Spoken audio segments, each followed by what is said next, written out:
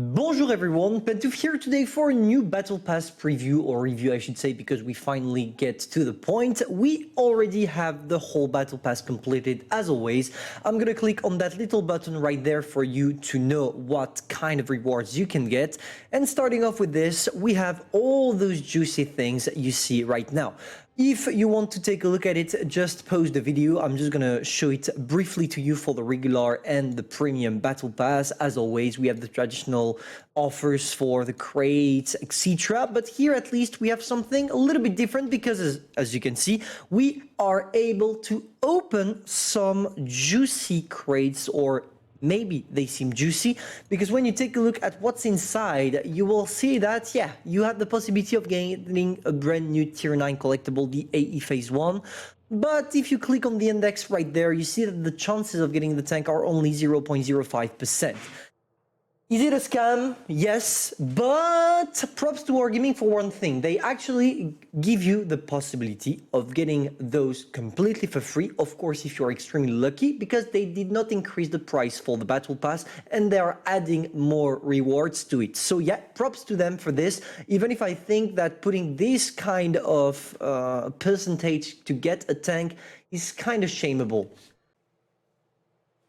The first thing we want to do, guys, when it comes to the Battle Pass is taking a look at the main reward, and obtainable quite easily, aka the U-Panzer. And if you manage to grind the Battle Pass till the 80 stages, you will also unlock the legendary camouflage that will switch the name from U-Panzer to U-Panzer Barracuda.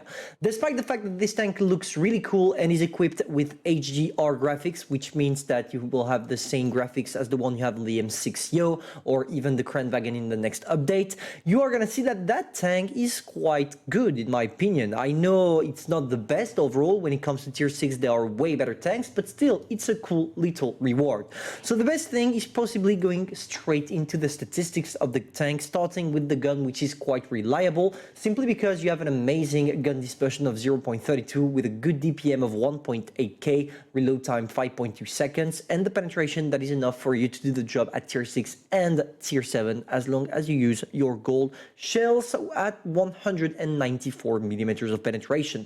The average damage, you have a 7.5 centimeter gun, which implies that you have 160 alpha damage, 8 degrees of gun depression, allowing you to be quite reliable on pretty much every single terrain the game has to offer.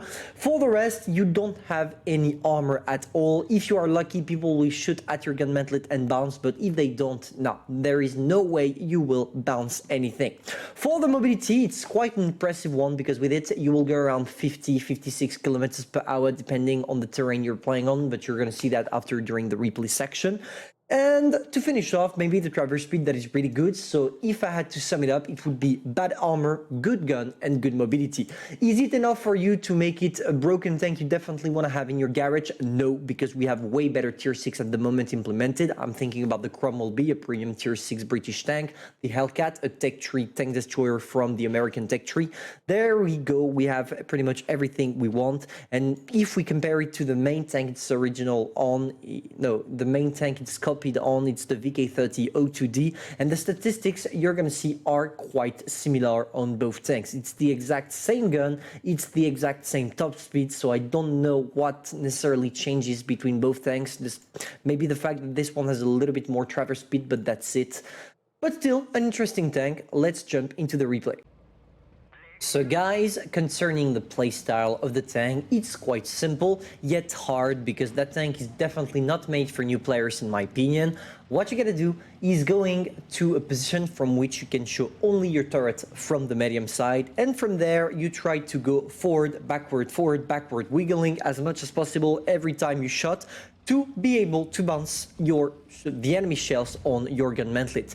There we go for the first shot. As you can see, the accuracy allowing me to destroy the tracks of the Panzer IV-J, which is after allowing me to completely wreck the guy. So there we go, we're not gonna lose too much time. We're jumping in straight and boom, boom, boom, we are killing the guy. The poor tier 5 can't do anything, and as you can see, my DPM allows me to do the rest.